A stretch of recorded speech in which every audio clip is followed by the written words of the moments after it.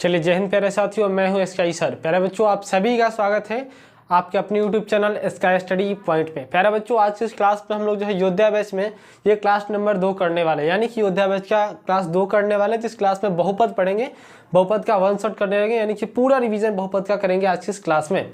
ठीक है, तो प्यारे बच्चों, जो बहुत ज़्यादा स्टूडेंट कमजोर है उनके लिए भी क्लास बहुत इंपॉर्टेंट होने वाली है, और जो स्टूडेंट थोड़ा बहुत पढ़े हैं थोड़ा बहुत, उनके लिए रिवीजन बहुत बेस्ट होने वाला है। ठीक है, तो क्लास को स्टार्ट करते हैं। पूरे बहुपद में किस तरीके का प्रश्न आपकी बोर्ड एग्जाम में आएंगे, इस सभी चीज़ों को देखेंगे हम लोग आज की इस क्लास में। स्टार्ट करते हैं, चलिए। और सभी को ये भी बता देते प्यारे बच्चों की पीडीएफ, सबका पीडीएफ चाहिए। देखिए, आप जल्दी से व्हाट्सएप ग्रुप में ज्वाइन हो जाइए। वो नंबर आप नोट कीजिएगा 763। ठीक है, आपको नंबर जो है लिख देता हूँ मैं यहाँ पर, नंबर जो है नोट कर लीजिए। इस नंबर पे जो है आपको क्या करना होगा, व्हाट्सअप करना होगा। वहाँ से आपको व्हाट्सअप ग्रुप से ज्वाइन कर दिया जाएगा। इससे आपको क्या फ़ायदा हो जाएंगे, देखिए समझिए। सबसे पहले तो आपको जो है वो आपको जो है ऑब्जेक्टिव नोट्स मिल जाएंगे, ऑब्जेक्टिव्स का मिल जाएंगे, नोट्स मिल जाएंगे ऑब्जेक्टिव का नोट्स। ठीक है, दूसरे नंबर में आपको सब्जेक्टिव का नोट्स मिल जाएंगे। ठीक है, नोट्स मिल जाएंगे ग्रुप ज्वाइन होने से। तीसरा नंबर में आपको हैंड राइटिंग जो है हैंड राइटिंग नोट्स मिल जाएंगे आपको। ठीक है, और चौथा नंबर में आपको जो है सभी न्यूज़ यहाँ पे आपको मिलते रहेंगे जो भी बिहार बोर्ड से होंगे। ठीक है, तो ये सारी चीज़ें जो है आपको मिलते रहेंगी हमारे व्हाट्सएप ग्रुप से ज्वाइन होने से। ठीक है, बिल्कुल फ्री में ज्वाइन हो सकते हैं, व्हाट्सएप कर दीजिएगा, वहाँ से आपको ज्वाइन कर दीजिएगा। चलिए स्टार्ट करते हैं। सबसे पहले देखिए बच्चों, सबसे पहले आपको क्या करना है, सबसे पहले ध्यान रखेंगे।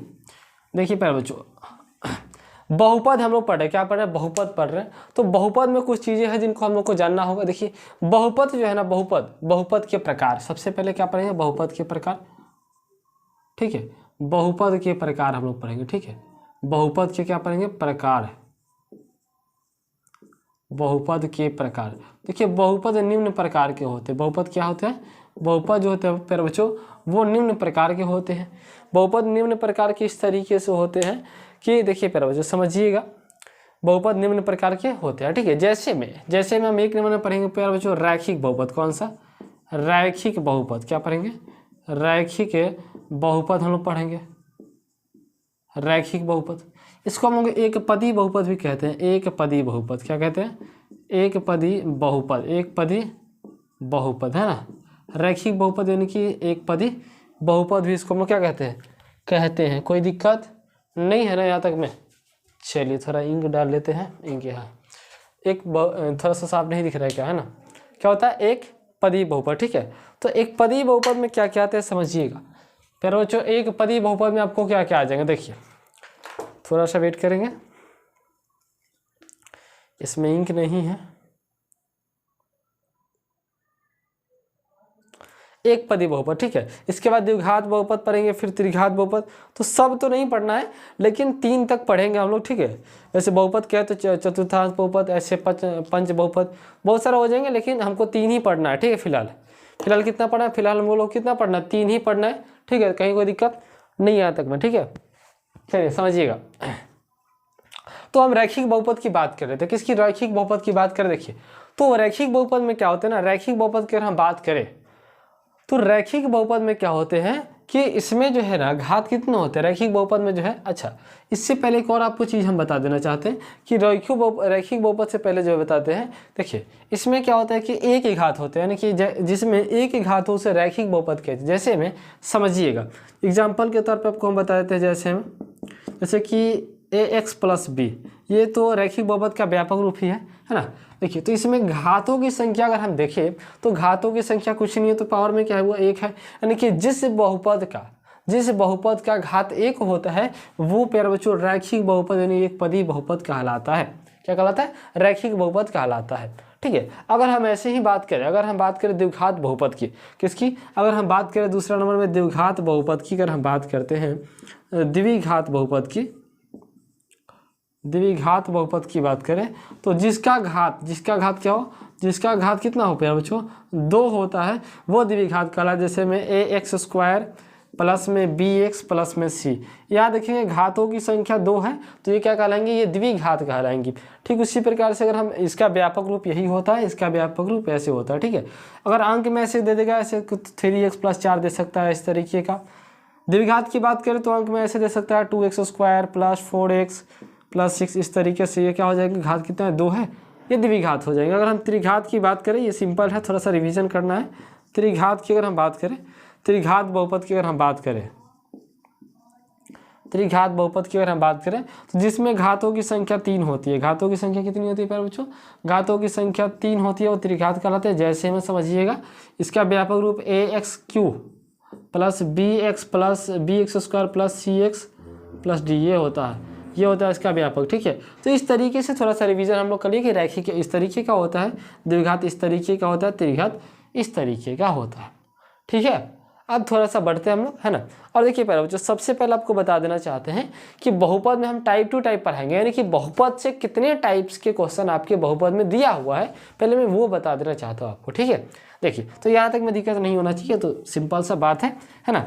चलिए, एक और चीज़ आपको हम बता देना चाहते हैं। अच्छा, बहुत सारे स्टूडेंट को ये भी पता नहीं है शायद कि सर पद और घात में क्या अंतर है, पद और घात में क्या अंतर है जी, पद और घात में क्या अंतर होते हैं, क्या बता सकते हो कि पद में, कमेंट में कीजिएगा, पद और घात में क्या अंतर है।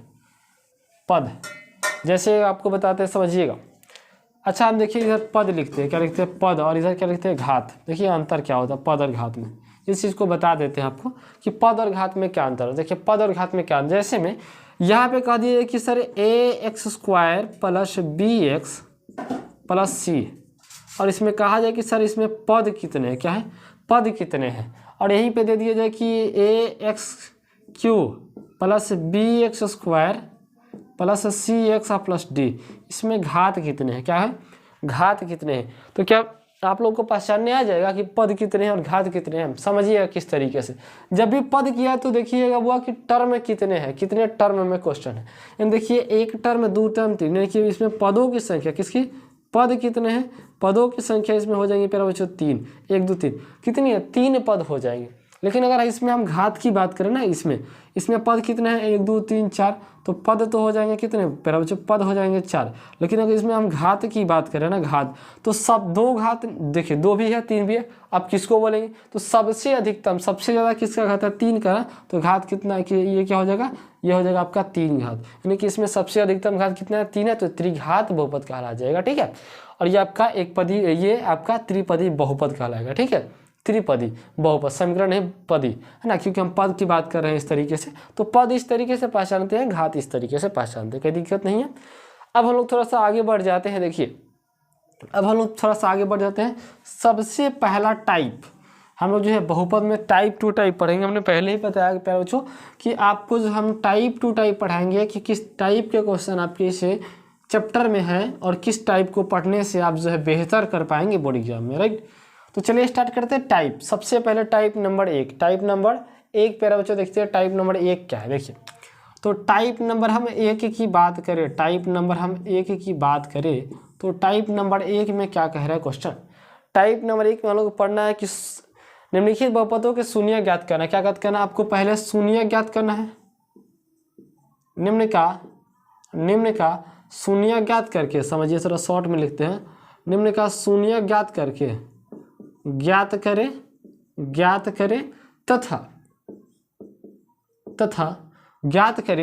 तथा जो है आपको पढ़ना है इसमें गुणांकों के बीच संबंध सत्यापित, तथा शून्यकों तथा गुणांकों के बीच, क्या है, गुणांकों के बीच संबंध, क्या करना है, संबंध सत्यापित करें। संबंध क्या करना है, सत्यापित करना है, राइट। अब देखिए इसका मतलब क्या हुआ कि आपको प्रश्न दे देगा, कहेगा कि सर हमको बताइए बुआ कि दोस्तों के निम्न द्विघात बहुपद के शून्य ज्ञात करें तथा शून्यकों तथा गुणांकों के बीच संबंध सत्यापित। यानी ध्यान रखिए संबंध सत्यापित आपका मेन है कि संबंध सत्यापित किस तरीके से होगा। उससे पहले आपको देखिए ये पढ़ने से पहले आपको मैं बता देना चाहता हूँ कि आपको गुणनखंड विधि आना चाहिए। देखिए गुणनखंड विधि आना चाहिए आपको। कौन सा विधि प्यारे बच्चों, तो इसको थोड़ा सा साइड करते हैं। सबसे पहले हम लोग सीख लेते हैं गुणनखंड विधि, ठीक है। देखिए गुणनखंड विधि हम पहले सिखा देते हैं आपको। क्वेश्चन एगो ले लेते हैं आपको, फिर आपको गुणनखंड विधि बेहतर तरीके से समझने का प्रयास आप लोग कीजिएगा ध्यान से, ठीक है। क्वेश्चन ले लेते हैं हम कि 4x², ठीक है, आपका ले लेते हैं 4x² और यहाँ पर चलिए ले लिए। अब देखिए प्यारे बच्चों, बात को समझिए ठीक से। ये मैंने प्रश्न ले लिया एक, और इसका गुणनखंड आपको निकालना है। गुणनखंड विधि से आपको शून्यक निकालना है। क्या निकालना है? शून्यक निकालना है गुणनखंड विधि से, ठीक है। हालांकि आपने पढ़ा है डी निकाल के एक्स निकाला, इस तरीके से शून्यक ज्ञात कर सकते हैं, मूलों का मूल ज्ञात कर सकते हैं। लेकिन यहाँ पर शून्यक जब संबंध सत्यापित की बात हो तो आप प्रयास कीजिए कि गुणनखंड विधि से ही बनाएं, ठीक है, तो बेहतर होता है। आप समझिए, पहले मैं गुणनखंड विधि आपको सिखा देना चाहता हूँ। देखिए गुणनखंड विधि बहुत आसान है, बहुत सारे लड़के इसमें कन्फ्यूजन हो जाते हैं, लेकिन बहुत आसान है प्यारे बच्चों। देखिए कैसे आपको क्या करना है, मैं यहाँ पे थोड़ा सा लिख रहा हूँ। आपको क्या करना है ना कि देखिए ये है ए, क्या है ए, ये है बी और ये है सी। मैं अपना तरीका आपको बता रहा हूँ, समझिएगा। आपको क्या करना है, ए और सी में गुना कर लेना है। ए और सी में क्या करना है, गुना कर लेना है। ए और सी में गुना, ध्यान से सुनिएगा, ए और सी में गुना कर लेना है। तो 4 दूनी 8, क्या लिख सकते हैं, क्या आया, 4 दूनी 8। अब आपको दिमाग ये लगाना है कि 8 को आप क्या क्या लिख सकते हैं। तो 8 को आप लिख सकते हैं 4 गुना का 2, 8 को आप लिख सकते हैं 8 गुना का 1, और कुछ नहीं लिख सकते हैं शायद 8 को, राइट, और कुछ नहीं लिख सकते हैं, राइट, शायद क्या लिख ही नहीं सकते और कुछ। ये दो चीज़ें, मतलब इसको पलट के भी लिख सकते हैं, 1 गुने 8 या 2 गुने 4, इस तरीके से, लेकिन यही आ सकता है, बाकी कुछ नहीं आएगा। तो अब आप बात क्या आती है, अब आपको क्या करना है, इसमें से किसी एक को लेना है और बी के जगह पर पटक देना है। कहाँ पर पटकना है प्यारे बच्चों, बी के जगह पर रख देना है। अब रखते टाइम इस बात का भी ध्यान रखना है कि सर हम जोड़ने पर क्या बी आ रहा है, चाहे घटाने पर बी आ जाना चाहिए। इसमें से ऐसे अंक को लेना है, ऐसे गुणनखंड को लेना है जिसको चाहे जोड़ने पर और चाहे घटाने पर आपका बी आ जाना चाहिए। इसका मतलब क्या हुआ कि अगर हम 8 गुने 1 को रखते हैं बी के जगह पर, तो देखिए तो 8 को 1 को 9 को क्या बी आ रहा है, नहीं आ रहा है। जोड़ने पर भी नहीं आ रहा, घटाने पर चेक कर लेते हैं, 8 में से 1 गया 7, लेकिन 6 है, बी नहीं आ रहा है, यानी कि इसको हम नहीं लेंगे। इसको ट्राई करते हैं। 4 गुने अगर हम 2 को लेते हैं, 4 गुने 2 को लेते हैं, तो ध्यान देंगे कि 4 को 2 को 6 को जोड़ने पर तो हो जा रहा है सर बी। तो इस तरीके से ऐसा गुणनखंड लेना है जिसको जोड़ने और चाहे घटाने पर बी तो आ जाना चाहिए हर हालत में, ठीक है। तो हम देख रहे हैं कि इसको जोड़ने पर हमारा बी जो है वो पुनः रूप से आ जा रहा है। तो बाकी सबको उतार देंगे, यहाँ से समझिएगा, बाकी सबको यानी कि 4x² हो जाएगा प्लस बी के जगह पर हम इस चीज़ को ले रहे हैं, यानी कि सबसे पहले छोटा वाले को लिख लेंगे प्यारे बच्चों, अच्छा रहेगा।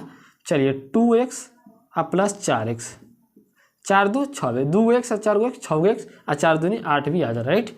अब प्लस में 2 है तो 2, यहाँ तक आपको दिक्कत नहीं है। मेन समस्या यही ना होता है, तो मैंने बहुत बेहतर तरीके से आपको यहाँ पर बताया है, ठीक है, कि क्या करना है, ए और सी में गुना कर लेना, उसका गुणनखंड कर लेना है, और फिर चेक करना है कि किसको जोड़ने चाहे घटाने पर बी आ जा रहा है, उसी को ले लेंगे। अब समझिए अब क्या करना है। अब देखिए दोनों में कॉमन क्या है, दोनों में कॉमन की बात करें तो दोनों में कॉमन 2x है, 2x है। इसमें से 2 निकालिए तो 2 बचा, 1x निकालिए तो 1x बचा प्लस में। इसमें से 2x पूरा निकालिए तो खाली 1 बचा प्लस। फिर देखिए इसमें से जो है, इसमें तो x नहीं है, इसमें x है, तो यहाँ से क्या निकलेगा, केवल 2 निकलेगा। क्या निकलेगा फिर बच्चों, केवल क्या निकलेगा, 2 निकलेगा। तो 4 में से 2 को निकालिए, 2 दूनी के 4, 2 बचा, और x तो बचा ही प्लस में, और 2 निकालिए तो 2 एकम 2 बचा। यानी कि आप देख पा रहे हैं कि डिब्बा वाला जो सेक्शन आपका प्यारा बच्चों, डिब्बा वाला, वो हर हालत में समान आना चाहिए, एक समान आना चाहिए। इसका मतलब हुआ कि आपका गुणनखंड सही है। तो यहाँ से आंसर किस तरीके से लिखे हैं, एगो बाहर वाला लेंगे, एगो ये ले लेगा, ठीक है। चलो ले लेते हैं। तो 2x और प्लस में 2 बराबर 0, तो होगा कि 2x बराबर प्लस में 2 इधर माइनस में लोग तन हो, हाँ, तो x बराबर -2/2, ठीक बा। तो x बराबर क्या हो जी, -1 का आंसर, -1 आंसर नहीं दिख रहा है आंसर। माइनस कितना आ गया, माइनस में कितना आ गया, x बराबर -1 आंसर। फिर देखिए एगो तो बाहर वाला ले लिए, एगो अंदर वाला लेंगे, यानी कि 2x + 1 बराबर 0, तो x बराबर 2x बराबर प्लस में उधर माइनस में x, तो x बराबर हो जाएगा -1/2, इस तरीके से। तो ये 2 का आंसर आ गया गुणनखंड विधि से, राइट। ये 2 आंसर आ गया ना गुणनखंड विधि से, कहीं कोई दिक्कत नहीं ना है, दिख रहा है ना जी, दिख रहा है ना, बिल्कुल दिख रहा है। चलिए बेहतर तरीके से दिख रहा है ना। आप समझने का प्रयास करेंगे। गुणनखंड विधि मैंने आपको सिखा दिया क्योंकि इसमें गुणनखंड विधि का काम है, इसलिए मैंने आपको गुणनखंड विधि सिखा दिया और आशा करती है कि आपको आ भी गया होगा, इसमें दिक्कत नहीं है। अब हम आते हैं इस टाइप नंबर 1 पे। टाइप नंबर 1 पे किस तरीके का प्रश्न पूछ सकता है और किस तरीके से संबंध जो है वो सत्यापित करना है, और एकदम जो है VVI कर लीजिएगा प्यारे बच्चों। एक प्रश्न ये रहने वाला है आपके बोर्ड एग्जाम में, एक प्रश्न आपके बोर्ड एग्जाम में ये रहने वाला है, ठीक है। तो ध्यान से क्या करना है, इसको देखना है। उदाहरण के तौर पे एक प्रश्न मैं ले लेता हूँ, उदाहरण के तौर पे यहाँ पे एक क्वेश्चन में ले लेता हूँ। क्वेश्चन में ले लेता हूँ x² - 2x और -8, ये प्रश्न में ले लेता हूँ। क्या है क्वेश्चन जी, x² - 2x और -8, ये मैंने प्रश्न ले लिया। अब यहाँ से क्या करना है, इसको बनाते हैं, इसको क्या करते हैं, सॉल्व। इसी प्रश्न का शून्य ज्ञात करें, सबसे पहले शून्य हम ज्ञात करेंगे कौन सा विधि, वही गुणनखंड विधि से, है ना। चलो जी, क्या बताया था मैंने, थोड़ा सा यहाँ पे रफ कर लेते हैं, राइट, यहाँ पर थोड़ा सा रफ कर लेते हैं। आइए यहाँ पर क्या करते हैं, रफ कर लेते हैं, है ना। चलिए समझिएगा, मैंने बोला था कि सर ए और सी में गुना कर लीजिए, यानी कि ये ए है, ये बी है और सी है, ए और सी में गुना कीजिए तो 8 में गुणनखंड कुछ नहीं तो 1 है, 8 एकम 8, 8 एकम 8। अब बात आती है सर समझिएगा यहाँ पर 8 एकम 8, ठीक है। तो ठीक है 8 एकम 8 हम सिंपल सा लेते हैं, समझा देंगे, समझ में आ जाएगा। 2 गुने 4 लिख सकते हैं और 8 गुने 1 लिख सकते हैं, इसके अलावा कुछ लिख नहीं सकते। यही लिख सकते हैं ना जी, 8 को हालांकि -8 होगा तो समझा देंगे हम, चलिए आ जाएगा, ठीक है। मेन पॉइंट समझिए, तो 8 है, मान लेते हैं कि 8 है, ठीक है। अब बात को समझना है प्यारे बच्चों कि इसमें से किसको हम ले, जहाँ पर -2 हमको आना चाहिए, b का मान क्या ला देना है, -2 हमको ला देना है। इसमें से कोई एक गुणनखंड को ले लो आप, लेकिन b का मान हर हालत में कितना आना चाहिए, हर हालत में b का जो मान आना चाहिए वो कितना आना चाहिए, वो आपका -2 आ जाना चाहिए। तो अगर हम 8 और 1 को लेते हैं तो ना जोड़ने पर ना घटाने पर -2 संभव है ही नहीं, लेकिन अगर 2 और 4 को लेते हैं तो संभव हो सकता है। जानते हो कैसे, समझो कैसे संभव हो सकता है।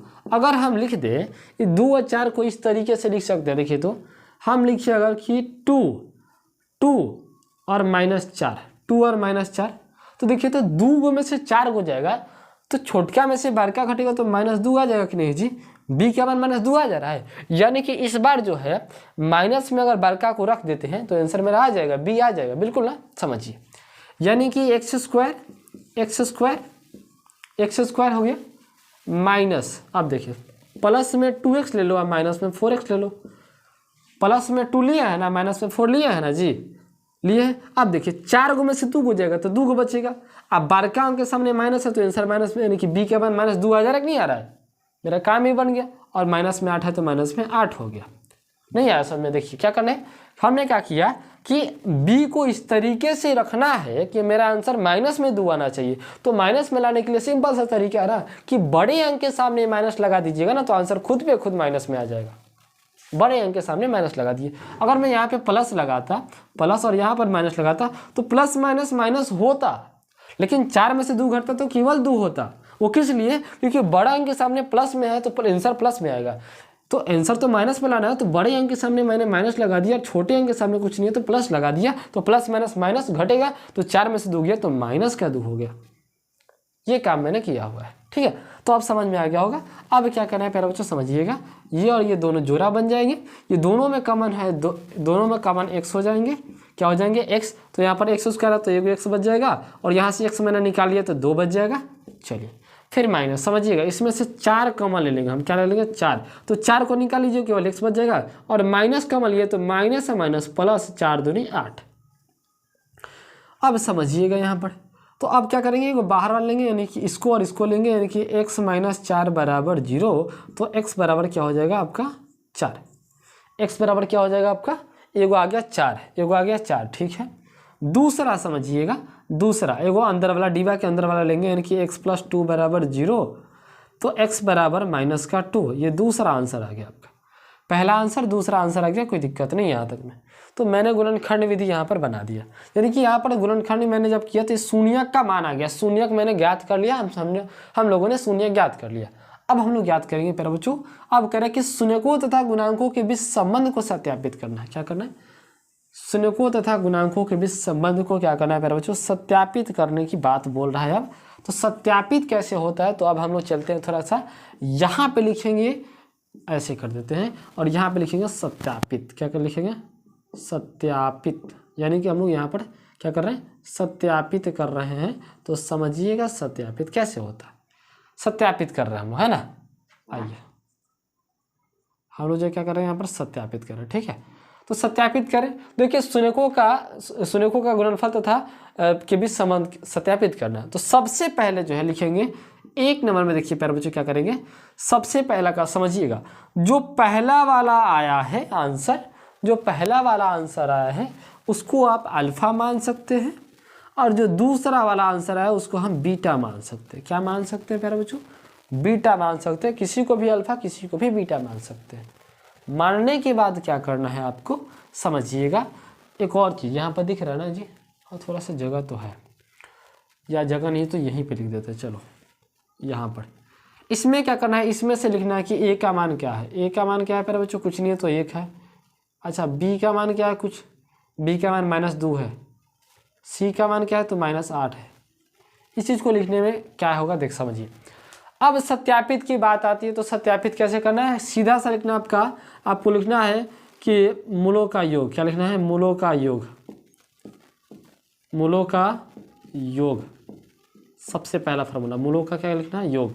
तो मूलों का योग ज्ञात करने के लिए फार्मूला होता है प्यारे बच्चों की अल्फा प्लस बीटा बराबर माइनस का बी बटा ए, माइनस का बी बटा ए। तो अब देखिए यहाँ से कैसे हल होगा, अल्फ़ा का मान अल्फ़ा का मान 4 है तो 4 लिखिए, प्लस बीटा का मान -2 है तो -2 लिखिए, बराबर माइनस है तो माइनस। अब बी का मान क्या है प्यारे बच्चों, बी का मान -2 है तो -2 लिखो, बटा ए का मान कुछ नहीं तो क्या है, 1 है तो 1 है। समझिएगा देखिए 4 है तो 4 प्लस -2 बराबर माइनस गुना करेंगे तो क्या हो जाएगा प्यारे बच्चों, प्लस हो जाएगा ना, बटा में 1, ठीक है, बटा में 1 नहीं लिखिए, बटा में 1 का कोई महत्व नहीं है, हो गया। तो समझिए ये 4 में से 2 गया तो 2 इधर भी क्या आ गया, 2, दोनों तरफ बराबर आ गया ना, यानी आपका सत्यापित करना बिल्कुल सही है, दोनों तरफ बराबर ही आना चाहिए, कोई दिक्कत यहाँ तक में नहीं है। इसके बाद क्या करेंगे, इसके बाद तो मूलों का योग, इसके बाद मूलों का गुणनफल, क्या करेंगे, इसके बाद लिखेंगे मूलों का गुणनफल, मूलों का गुणनफल। और मूलों का गुणनफल का फॉर्मूला होता है प्यारे बच्चों की अल्फा इंटू बीटा बराबर सी बटा ए होता है, सी बटा ए होता है, दिख रहा है। बस वही करेंगे, मान को पुट कर देंगे। पहला जो आंसर है अल्फ़ा, तो अल्फ़ा का मान 4 है, अल्फ़ा का मान कितना है, तो 4 है, गुना इंटू मतलब गुना बीटा का मान क्या है, तो -2 है, बराबर सी का मान क्या है, तो -8 है, और ए का मान क्या है, 1 है। तो देखिए 4 दूनी 8, प्लस इसका कुछ नहीं है, प्लस है या माइनस है तो प्लस माइनस बराबर -8 है तो -8, 1 का कोई महत्व नहीं नीचे। तो अब देखिए दोनों तरफ ये भी बराबर आ गया ना। तो इस तरीके से आपको इस प्रश्न में 2 नंबर मिल जाएंगे, बिल्कुल आसान तरीके से सत्यापित करना, बिल्कुल दिक्कत नहीं है यहाँ तक में। यहाँ तक में कोई दिक्कत है जी, बोलिए। सही से दिख रहा है ना, हमको एक बार बता देंगे, सही से दिख रहा है, बिल्कुल, चलिए जी, बिल्कुल सही से दिख रहा है, कहीं कोई दिक्कत नहीं है। तो सत्यापित करना हम लोगों ने सीख लिया। इसके बाद हम लोग को क्या सीखना है प्यारे बच्चों, ध्यान रखिएगा। इसके बाद हम लोग को सीखना है प्यारे बच्चों, समझिएगा, इसके बाद हम लोग को सीखना है शून्यकों का योग एवं गुणनफल ज्ञात करना, यही ज्ञात करना। तो फिर इतना तो हो गया, शून्यकों का योग एवं गुणनफल किस तरीके से ज्ञात होता है फिर हम लोग सीख लेते हैं, ठीक है, कि शून्यकों का योग कैसे ज्ञात होता है, शून्यकों का गुणनफल किस तरीके से ज्ञात होता है। टाइप नंबर 2 में सीख लेंगे, ठीक है, टाइप नंबर 2। तो इसको अब मिटा देते हैं फटाफट। चलिए, बिल्कुल आपको बिल्कुल बेहतर तरीके से पढ़ाया जा रहा है प्यारे बच्चों। इस तरीके से आपको कहीं ना कहीं ऑफलाइन में भी नहीं पढ़ाया जाता होगा। मैं पूरी कोशिश कर रहा हूँ कि आपको समझ में आ जाए, है ना। तो टाइप नंबर 2 में हम लोग को क्या पढ़ना है, टाइप नंबर 2 में कि एक क्वेश्चन देते हैं, दोनों पे को सिखा देते हैं आपको। देखिए क्वेश्चन देते हैं कि 4x² प्लस में 6x प्लस में 8, ठीक है। और सबसे पहला हमें निकालना है कि मूलों का योग। मूलों का क्या ज्ञात करना है? मूलों का योग ज्ञात करना, मूलों का योग। तो बस आप याद रखिए कि मूलों का योग का फॉर्मूला क्या होता है? होता है अल्फा प्लस बीटा बराबर माइनस का बी बटा ए। ये आपका क्या होता है प्यारे बच्चों? ये होता है आपका फार्मूला। क्या होता है ये आपका होता है फार्मूला। ठीक है, तो इस पर बना लेते हैं पहले, फिर मूलों का गुणनफल भी निकालना सिखा देंगे। तो कुछ नहीं करना है, अल्फा प्लस मूलों का योग याद करना है। इस क्वेश्चन का मूलों का योग याद करना है ना। तो मूलों का योग यानी क्या होता है? मूलों का योग यानी कि अल्फा प्लस बीटा बराबर क्या होता है? माइनस बी बटे, तो माइनस है तो माइनस, और बी का मान क्या है? ए बी और सी होता है, तो बी का मान 6 है, ए का मान 4 है। तो अल्फा प्लस बीटा बराबर क्या आंसर आ गया जी? काटिए तो 2 3 6, 2 दूनी के 4, -3/2। ये आपका आंसर, एकदम आसान तरीके से, इसमें कोई दिक्कत नहीं होगा, है ना। इसमें कोई दिक्कत नहीं होगा बिल्कुल। और देखिए प्यारे बच्चों, बहुत मेहनत लगता है, तो कहीं ना कहीं वीडियो को लाइक कर दीजिएगा, प्यारा सा कमेंट कर दीजिएगा कि मेरी क्लासेस आपको समझ में आ रही है कि नहीं आ रही है। और चैनल पे नए हैं तो चैनल को सब्सक्राइब जरूर कर लीजिएगा। और इसी क्वेश्चन का हम मूलों का गुणनफल निकालना सिखा देते हैं कि मूलों का गुणनफल कैसे निकलता है। मूलों का गुणनफल मूलों का गुणनफल का फॉर्मूला क्या होता है समझिएगा। फॉर्मूला होता है अल्फा इंटू बीटा बराबर सी बटा ए। अल्फा इंटू बीटा बराबर सी बटा ए।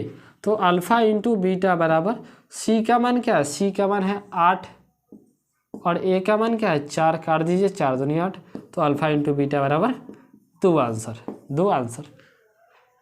ठीक है, यहाँ तक में दिक्कत नहीं ना है जी? बिल्कुल भी नहीं है। एक और टाइप है आपका, टाइप नंबर तीसरा। इसमें तो आपको समीकरण दिया हुआ है, मूलों का योग और गुणनफल पूछ रहा है। लेकिन अब टाइप नंबर तीसरा में हम जानते हैं क्या देंगे? आंसर भी दे देंगे। आपको कहेंगे क्वेश्चन बना के दिखा हमको बुआ, आपको हम आंसर दे देंगे, इस तरीके से आंसर दे देंगे। यानी कि alpha plus beta, alpha into beta का मान दे देंगे। कहेंगे बुआ तो बहुत क्वेश्चन से आंसर बनाया है, अब आंसर से क्वेश्चन हमको बना के दिखाओ, ये देंगे। अब जैसे एक प्रश्न आपको दे देते हैं, देखिए, यानी कि आपको बहुपद ज्ञात करना। क्या ज्ञात करना प्यारे बच्चों? सॉरी, द्विघात बहुपद ज्ञात करना। किस तरीके से? यानी कि द्विघात बहुपद ज्ञात कर। ये आपका लाइन रहेगा टाइप नंबर 3 का। द्विघात बहुपद ज्ञात करें, कहने का मतलब क्या होगा ना कि क्वेश्चन इस तरीके से देगा, समझिएगा। कहेगा प्रश्न आपका कि एक द्विघात बहुपद ज्ञात कीजिए। किस तरीके से कहेगा? एक द्विघात बहुपद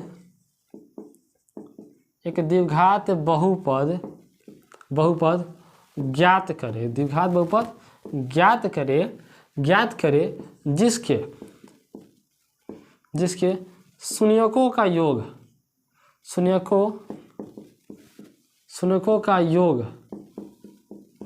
जिसके शून्यकों का योग तथा गुणनफल क्रमशः दी गई हो। यानी समझिएगा क्या कह रहा प्रश्न।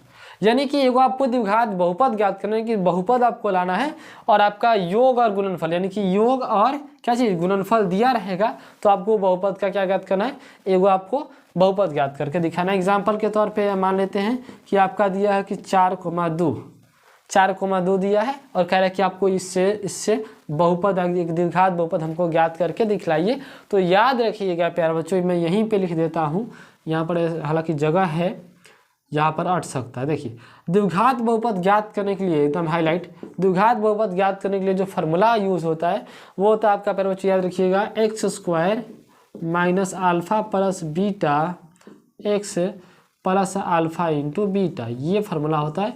तो याद रखिएगा, जब तक ये फार्मूला याद नहीं रहेगा ना बुआ, तब तक आपसे प्रश्न नहीं बनेगा। ठीक है, तो समझने लायक क्वेश्चन है। समझिए, प्रश्न आपसे पूछा जाता है। क्वेश्चन है कि एक द्विघात बहुपद ज्ञात करें जिसके शून्यकों का योग, पहले में क्या दिया है? योग, यानी पहले का योग दिया है। ये क्या दिया है? ये दिया है योग। और योग को हम लोग कहते हैं, प्यारे बच्चों याद रखिएगा, योग को हम लोग क्या कहते हैं? योग को कहते हैं कि अल्फा प्लस बीटा का मान दिया है। योग मैंने अल्फा प्लस बीटा का मान दिया है।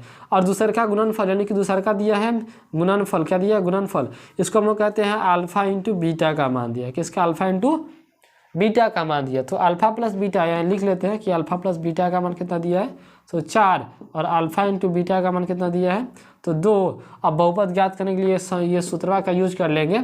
सूत्र लिखेंगे पहले, सबसे पहले कि x square minus alpha plus beta x plus alpha into beta. क्या करना है, कुछ नहीं करना है, समझिएगा, बस मान को पुट कर देना है, यानी कि अल्फा प्लस बीटा की जगह पर 4, अल्फा इंटू बीटा की जगह पर 2 रख देना है बस। तो एक्स स्क्वायर जैसे है रख दीजिए, माइनस है तो माइनस, और अल्फा प्लस बीटा का मान 4 दिया है तो 4 घेर दीजिए, और एक्स प्लस है तो प्लस, अल्फा इंटू बीटा का मान 2 है तो 2, तो एक्स स्क्वायर माइनस 4 में एक्स से 4x, अब प्लस में कितना हो गया 2। ये आपका क्या हो गया प्यारे बच्चों, ये आपका आंसर वाह हो गया। कोई दिक्कत नहीं है, दिख रहा है, चलिए कहीं दिक्कत नहीं है। तो ये एक टाइप था, ठीक है।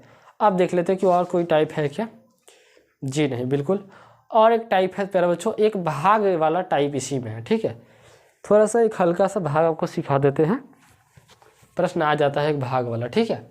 यहाँ तक में दिक्कत नहीं है। टाइप नंबर 3 या टाइप नंबर 4 आप देखते हैं प्यारे बच्चों, और यहाँ से इसके अलावा से आपके प्रश्न एक भी नहीं आएंगे बोर्ड एग्जाम में, बिल्कुल एक भी प्रश्न आपके बोर्ड एग्जाम में इसके अलावा नहीं आने वाला है बहुपद से। तो पूरा रिवीजन कर लीजिएगा, क्लास को दोस्तों के पास शेयर जरूर कर दीजिएगा, क्योंकि योद्धा बैच से आपके लिए बेहतर तैयारी करवाएगा, और हम लोगों का यही है कि योद्धा बैच के माध्यम से बेहतर रिजल्ट आपको दिया जाए। आप लोगों से उम्मीद यही है कि बेहतर रिजल्ट आप हमको दे इस योद्धा बैच से पढ़ के। करेंगे बहुत मेहनत से आपको इस योद्धा बैच में तैयारी कराई जी, कि बहुत जो है हाई लेवल की। तो टाइप नंबर 4 में देखिए, टाइप नंबर 4 में क्या होता है, भाग। एक सिंपल सा क्या होता है, भाग। जैसे क्वेश्चन देते हैं कि आपको प्रश्न एक दे देते हैं हम, सुनिएगा, एक सिंपल से पहले समझ लेते हैं, यानी कि एक्स स्क्वायर प्लस 4, और यहाँ पे देते हैं कि 6x स्क्वायर प्लस में 4x 32x 34x प्लस में 6, राइट। समझिए इस तरीके का प्रश्न दे देगा, भाग दे देगा, तो कैसे बनाना है मैं बताता हूँ। थोड़ा सा यहाँ पर करता हूँ मैं रफ, यहाँ पर रफ करता हूँ। चलिए जी, रफ बड़ा इंपॉर्टेंट है ना जी, बिल्कुल रफ जरूरी है। आप लोग ऐसे मत कीजिएगा कॉपी में, कहीं भी रफ पीछे कीजिएगा कहीं, ठीक है। तो रफ करता हूँ, समझिए। यहाँ पर देखिए, हमेशा ध्यान रखिएगा, भाग में पहला वाला टर्म हर हालत में कटना चाहिए। तो यहाँ पर क्या है, यहाँ पर है एक्स स्क्वायर, क्या प्यार बच्चों, एक्स स्क्वायर है ना, एक्स स्क्वायर नहीं एक्स दे देते हैं, चलो एक्स है। और समझिए काटना हमको 6x स्क्वायर को है, 6x स्क्वायर को। अब बात यहाँ चलेगी, बात यहाँ चलेगी, समझिए। अब क्या करना है, इसमें कितना से गुना कराया जाए कि 6x स्क्वायर आ जाए। तो पहले तो यह x है, तो 6 से गुना कराएंगे तो 6 में x से 6x आ गया। अच्छा जी, यहाँ पर एक 2x है, यहाँ पर 2 x के पावर 2 है, तो इसमें भी x के पावर 1 जोड़ देंगे तो क्या होगा, 6x स्क्वायर हो जाएगा। नहीं, यानी कि इतना से हम भाग अगर देंगे तो इतना हमारा आ जाएगा, बिल्कुल। यानी कि 6x से अगर हम भाग देते हैं तो समझिएगा भाग यहाँ से, तो x में क्या होगा, सुनिए, x में 6x स्क्वायर से कितना होगा, 6x स्क्वायर प्लस, देखिए इसमें अब इससे करा लिए ना, अब इसमें इसी में जो है इससे भी कराना है, यानी कि 6 चौका 24x 24x, बस हो गया। अब देखिए साइन चेंज हो गया, यहाँ पर प्लस है तो माइनस, प्लस है तो माइनस, ये कट जाएगा। 34 को x में से 24 को x चला जाएगा तो 10 को x बचेगा, प्लस में 6 बचेगा, कोई दिक्कत नहीं है, ठीक है। अब समझिए, फिर थोड़ा सा रफ करते हैं, फिर यहाँ पर थोड़ा सा रफ करते हैं, समझिए। यहाँ पर सर भैया, यहाँ पर सॉरी समझिएगा, माफ़ कीजिएगा, यहाँ पर देखिए, यहाँ पर जो है क्या है, यहाँ पर x है, क्या है, x है, यहाँ पर x है, और हमको यहाँ पर 10x लाना है, क्या लाना है, 10x। तो क्या करेंगे जी, इसमें 10 से गुना कर देंगे तो 10x, यानी कि 10 रखेंगे, क्या रखेंगे 10, प्लस में लाना है तो प्लस में 10 रख देंगे, कोई दिक्कत नहीं।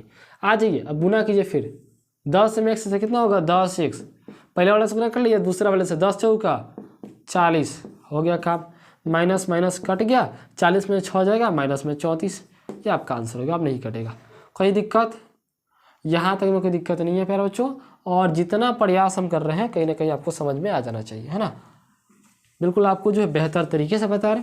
तो प्यारे बच्चों, आज का क्लास समाप्त होता है यहीं पे, आज का क्लास समाप्त होता है यहीं पे, और वीडियो को लाइक करके शेयर जरूर कर दीजिएगा प्यारे बच्चों, आपसे रिक्वेस्ट है। और जल्दी से आप जो है हमारे व्हाट्सएप ग्रुप को ज्वाइन कर लीजिए, डिस्क्रिप्शन बॉक्स में आपको लिंक मिल जाएगा। फिर मिलते हैं हम लोग अगले क्लास में। थैंक्स फॉर वॉचिंग, जय हिंद सभी को।